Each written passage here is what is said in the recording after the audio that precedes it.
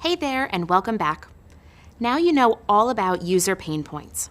Next, let's explore personas and why UX designers use them. In UX design, personas are fictional users whose goals and characteristics represent the needs of a larger group of users.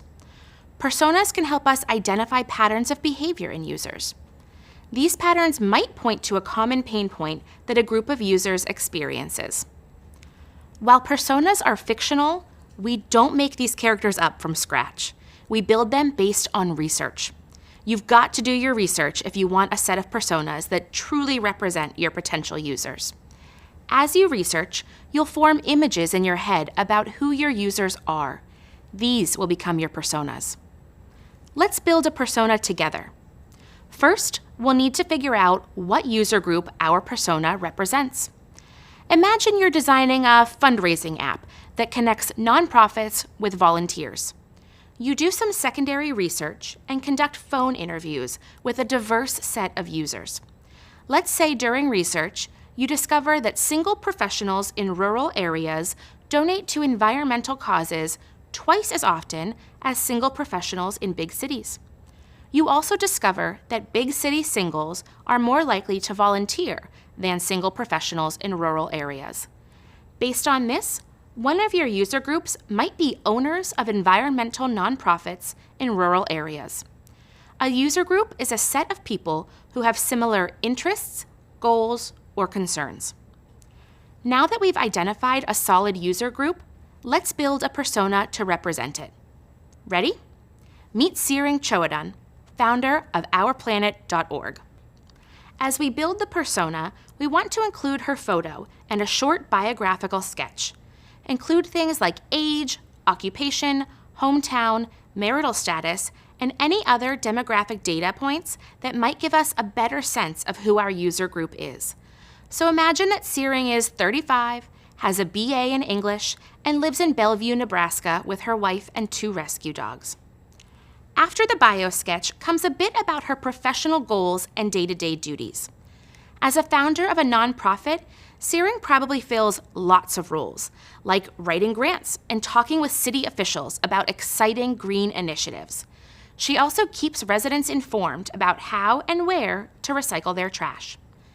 After that, since you're designing an app, you might want to know how comfortable Searing is at navigating online and working with tech.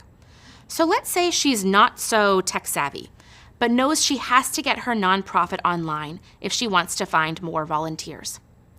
Finally, you might want to give her a catchphrase, something she says to inspire herself and her small team every day. For Searing, that might be something like, "Getting greener every day." And just like that, your user group turns into a real person that the team can build their app around. Keep in mind each persona you create humanizes a user group for your team.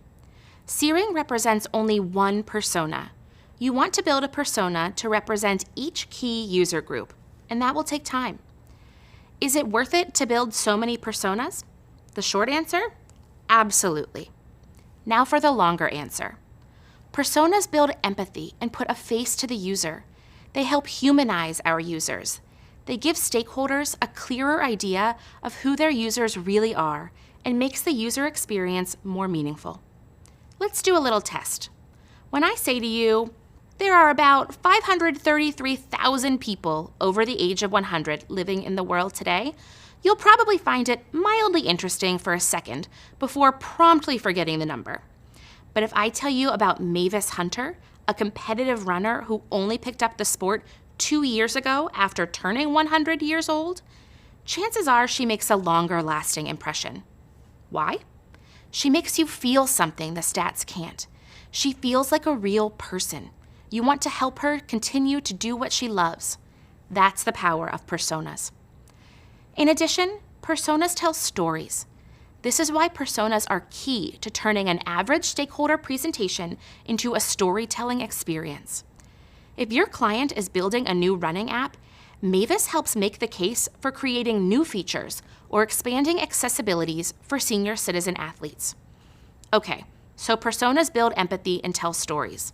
But why do you need a whole set of personas? Well, One persona isn't enough to tell all the sides of a design story. As cool as Mavis is, you aren't improving the running app just for her. This is why you need a set of personas. All user groups should be vividly represented. This shows stakeholders the diversity of their user groups, and it lets you test features against them. This leads us to the third reason for why personas are worth it. Personas stress test designs. Let's go back to the running app. What works for Mavis might not work for Diane, a working mother of 3 children under the age of 5. What matters most to Mavis isn't the same as what matters most to Diane. Mavis wants accessibility, while our working mom wants time. Personas make sure we designers create something that benefits a wide range of users. Now that you know what a persona is, what personas do for UX designers, and how to build a persona, let's get to know how personas help us tell a user story.